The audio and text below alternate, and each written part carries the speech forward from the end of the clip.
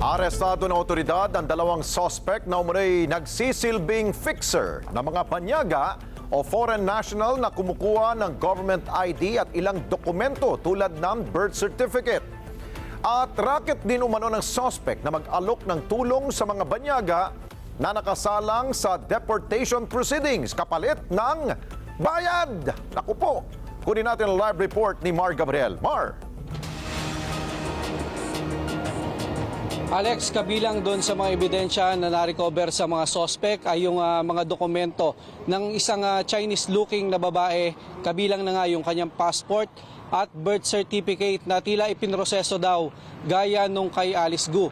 Iniimbestigahan na rin ngayon ng PAOK yung mga kasabwat nito mga suspect sa iba't ibang ahensya ng gobyerno. I-picturean ka lang namin para ito yung mga ebidensyang nakuha sa inyo, ha? Okay lang, sir? Hindi, si Ma'am lang.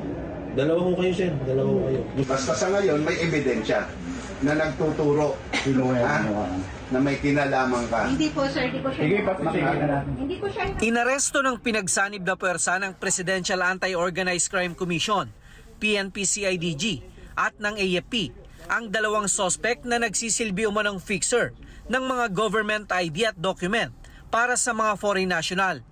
Inaresto ang mga suspect sa loob mismo ng kanilang travel and consultancy agency sa Intramuros, Maynila na umano'y blacklisted sa Bureau of Immigration. Nakumpiska sa mga suspect ang iba't ibang mga ID at mga kaduda-dudang dokumento gaya ng NBI clearance, passport at PSA birth certificate. Kabilang narito ang kopya ng dokumento ng isang Chinese-looking na babae na tila pareho daw ng kaso ni Alice Gu. Scheme na ginawa, no? Nagsimula siya sa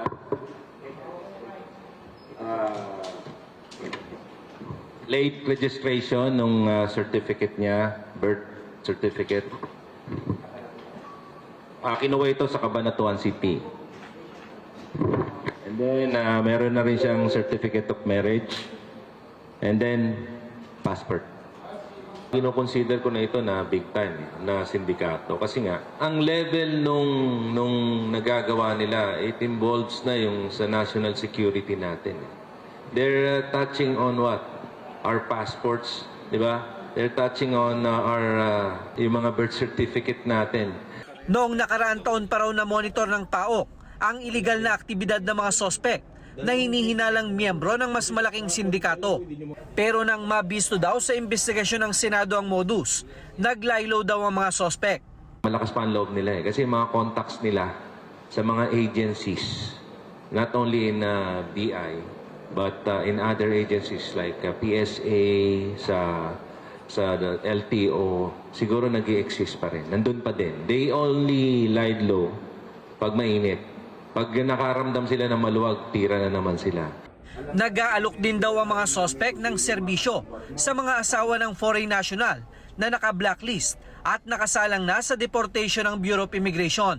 Isa sa kanila ang nahinga ng 700,000 piso, habang ang isa naman ay nagbayad ng 1.1 million pesos kapalit ng pangakong pagpapalaya sa kanilang asawa mula sa kustodiya ng BI. Walang uri ng documentation that could be done to reverse that because the subject is in the custody of the BI already and is set for deportation. So while, yes, we will check if there is, she has some success stories in the past na yun yung nilalako niya, doon sa mga initial information na nakita natin, mukhang marami siyang false promises doon sa mga victims niya. Kaya patong-patong din yung mga reklamo sa kanya. Ayon sa PAOK, tukoy na nila ang pagkakakilanlan ng ilang empleyado na kasabwat ng mga sospek sa iba't ibang ahensya ng gobyerno. Isusumiti raw nila ang mga ebidensya sa mismong mga ahensya upang magawan ito ng kaukulang aksyon. Internally, hindi po natin maaalis yan. Natitingnan po natin kung merong mga kasabwat at kung ano yung level ng pagsasabwatan nila sa mga empleyado po ng Bureau of Immigration. If we see anyone na involved dito sa kaso na ito na merong connections or transactions with this person and this agency that is barred from transacting with the Bureau of Immigration since April 2024, then haharap po yung empleyado na yon sa administrative cases sa Bureau of Immigration. And possible criminal charges kung makita natin na may criminal liability din siya. Alex, nasa kustodiyan na ngayon ng CIDG itong mga suspect na naharap ngayon sa mga kasong robbery extortion, itong usurpation of authority at estafa. Sa ngayon, ikinakasa na rin ng PAOK at ng BI yung inspeksyon sa mga blacklisted na mga travel agency para nga matukoy kung sangkot din sila sa kaparehong modus. Alex? Okay, Mar, dahil na-discover itong estilo ng isang opisina dyan, may sinabi bang PAOK at maging ang Immigration Bureau, kasama rin siguro ang Foreign Affairs Department, na kung pwede ba silang magsagawa ng auditing sa lahat ng mga banyaga para matiyak na yung kanilang mga tangan-tangan ng mga dokumento ay hindi galing yan sa kalokohan? Yun nga Alex, sa dami ng mga foreign national na nasa bansa, no, hindi lahat nabubusisi yung dokumento ng mga ito.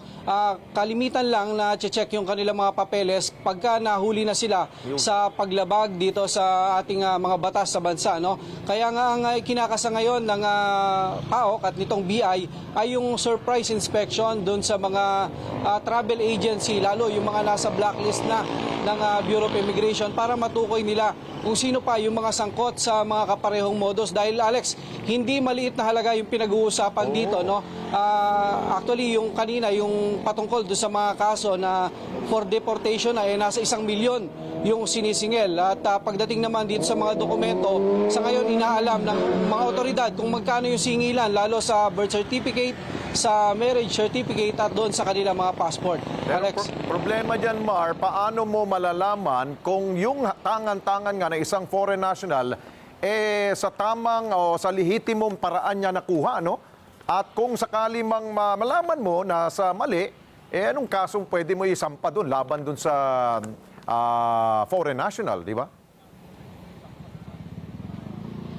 Yun nga Alex, yan ang magkatuwang ngayong iniimbestigahan at kailangan busisiin nitong mga operatiba ng PAO kasama itong mga taga-PNP at itong mismong Bureau of Immigration para malaman. Dahil Alex, yung inilalabas na dokumento, no, mula doon sa mga contact nitong mga suspect doon sa iba't ibang ahensya ng gobyerno, talagang mga lehitimong birth certificate. Kung makikita mo yung ginamit na papel, pagdating doon sa ID, yung ginamit na card, yung ginamit na passport, talagang walang pagkakaiba doon sa mga lehitimong ginagamit natin. Kaya nga yan ang masusi ngayong inaalam nitong mga operatiba kung gaano kalawak yung sindikato na ito. Dahil ang sabi nga kanina ni Yusek Cruz, talagang kinukonsider na malaking sindikato, lalo't nasasama na rito yung issue ng national security ng ating bansa. Alex? Sabi nga ng BI o yung Bureau of Immigration, large scale daw to, no? Pangmaramihan daw to na maraming nakakakuha ng mga dokumento na hindi naman sila dapat mong makahawak ng mga ganon. Pero Mar, huli kong tanong, yung binabanggit na may mga kasapakat itong nahuling mga suspect nito, kailan ba nila ibubulgar yung mga pangalan na ito para ito siguro paraan para mapahiya sila? Alex, yun nga, bagaman tukoy na yung mga individual, base na rin doon sa mga nakuha dokumento, no? Dahil yung mga dokumento na yan, may mga pumirma dyan at may mga nag-endorso. So yun ngayon ang sinusundan nitong case build-up ng PAOK. Yung mga pangalan daw na yan, isusumiti nila doon sa agency mismo, no? Para sila yung magsagawa ng internal investigation sa kanilang mga tauhan. Pero susuporta raw dyan ng PAOK at hindi sila papayag na magtuloy-tuloy yung ganitong klaseng modus, lalo nitong mga empleyado ng gobyerno. Alex? Okay, maraming salamat sa iyo, Mar Gabriel. Mata natin dyan sa PAOK at sa Bureau of Immigration. Maraming salamat sa inyo pong pagsubaybay sa Mata ng Agila Primetime. Para malaman ang matatag, matapang at matapat na mga balita, i-follow lamang at mag-subscribe sa @net25 TV.